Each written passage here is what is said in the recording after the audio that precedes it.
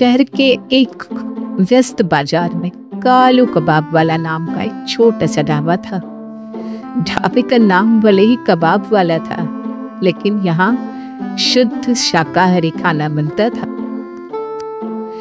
कालू का असली नाम था कन्हैयालाल खोसला, पर वो अपने मजाकिया स्वभाव के कारण कालू के नाम से मशहूर हो गया था। कालू का ढाबा अपने स्वादिष्ट खाने और सस्ते दामों के लिए जाना जाता था। वो गरीबों और भूखों के लिए हमेशा दिल खोल के मदद करता। उसी गली के दूसरे छोर पर था जग्गू महाराज 5 स्टार होटल, जिसका मालिक था जगदीश तड़ीपार, मतलब जग्गू मोटू। जग्गू का सिद्धांत साफ था, ग्राहक भगवान नहीं बक रहा है, उसे हलाल करना ही अपना तो धर्म है। एक दिन कालू अपने ढाबे पे खाना बना रहा था, तब वहां एक आदमी आया जिसका नाम था माधव चुस्कीलाल। वो बहुत भूखा था।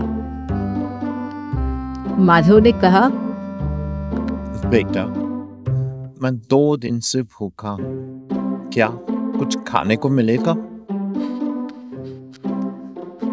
ये सुनते ही कालू में तुरंत 2 गर्मा गर्म पराठे और सब्जी परोस दी। माधव ने खाना खाया और बोला, बेटा तुम्हारा भला हो, पर मेरे पास तो पैसे ही नहीं हैं। भैया, अब पैसे की चिंता मत करो, आप तो सिर्फ आशीर्वाद दो। और हाँ, अगली बार मिठाई का डिब्बा लाना मत भूलना। ये सुनकर माधव हंस पड़ा। तभी सड़क के उस पार से जग्गा मोटू ने ये सब देखा।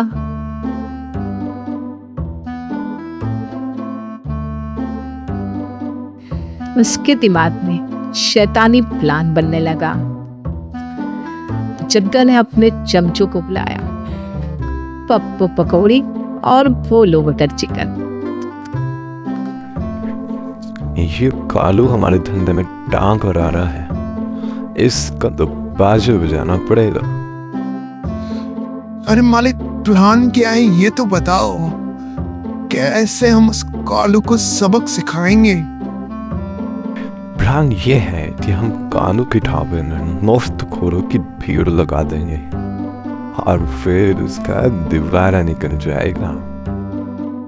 इसके अगले ही दिन पप्पू और भोलू ये पूरे मोहल्ले में खबर फैला दी कि आज कालू के ढाबे में मुफ्त में खाना मिल रहा है। और ये क्या था, देखते ही देखते ढाबे पे पूरी भीड़ आ गई। अरे भाई, एक थाली और साथ में अचार फ्री दे देना।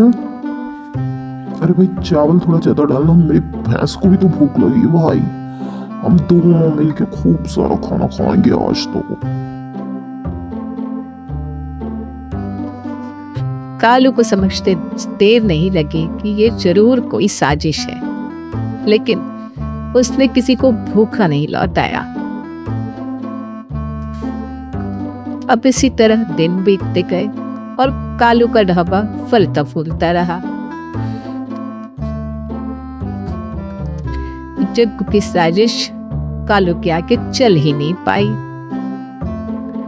एक दिन कालू के ढाबे पे मिस्टर नटखट नंदलाल आए, जो कि एक अमीर आदमी थे। वो अपनी कार से जैसे ही उतरे, उसे देखकर लोग खुसर-फुसर करने लगे। मिस्टर नटखट ने कहा, अरे भैया सुनो, मुझे स्पेशल थाली दो, लेकिन इसमें घी कम डालना, मेरी जिम ट्रेनर को बुरा लगेगा। अरे हम घी तो कम डाल देंगे, लेकिन दाल में प्यार थोड़ा ज्यादा मिलेगा। मिस्टर नटखट ने खाना खाया और बहुत खुश हो गए। जाते जाते उन्होंने 500 रुपए का टिप भी दिया। कालू मुस्कुराया और वो पैसे गरीब बच्चों को दे दिए। अब यूं ही दिन बीतते गए। जग्गा ने अपनी दुकान के सामने बड़ा सा पोस्टर लगाया, लिखा जग्गू महाराज होटल, एक बार खाओ जिंदगी भर याद रखो। लेकिन पोस्टर के नीचे छोटे अक्षरों में लिखा था, खाने के बाद आपका वॉलेट भी याद रखेगा। अब क्या था, कालू ने भी मजाक में अपने ढाबे के बाहर पोस्टर लगा दिया, यहाँ 7 रुपए की थाली में खाना और हंसी मुफ्त। अब दोनों के बीच तो कंपटीशन बढ़ गया। यूं ही एक दिन कालू के ढाबे पे गुगलानंद आया। वो बहुत भूखा था। उसको देखकर कालू को लगा कि शायद इनके पास पैसे नहीं होंगे, तो कालू ने गुगलानंद को खाना खिलाया।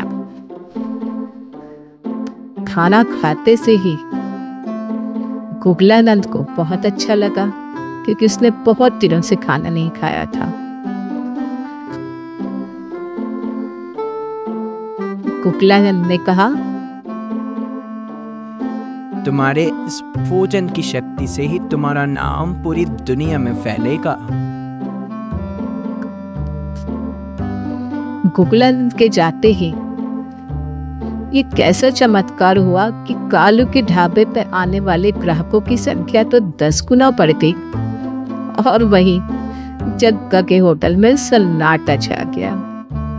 अब जग्गा के होटल पे कोई ग्राहक नहीं जाता था। धीरे धीरे उसके सारे कर्मचारी भी उसे छोड़ के चले गए। भूखा और हताश जग्गा कालू के पास मदद मांगने आया। जग्गा ने कहा, कालू भाई, मुझसे बहुत बड़ी गलती हो गई जो मैंने तुम्हें गलत समझा। मुझे माफ कर दो।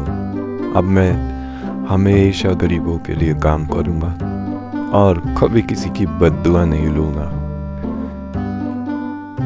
भाई, इंसानियत सबसे बड़ी चीज है। चलो हम मिलकर साथ में काम करते हैं और इन गरीबों का आशीर्वाद लेते हैं।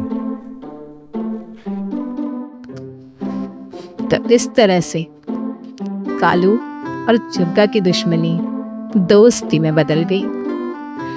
इस दोस्ती में उन्होंने अपना रेस्टोरेंट मिला लिया और अब 7 रुपए में भर पेट खाना मिलता था। अब उन दोनों की उस दोस्ती को देखकर पूरे के पूरे शहर वाले अब वहां आकर खाना खाने लगे। तो दोस्तों, लालच का तो कोई अंत होता ही नहीं है, लेकिन कभी भी किसी भूखे को खाली हाथ मत लौटाओ। दूसरों की मदद करने से आत्मा को सच्चा सुकून तो मिलता ही है, साथ में ईश्वर का आशीर्वाद भी। तो मिलते हैं ऐसी ही एक प्यारी सी स्टोरी में अगले वीडियो में।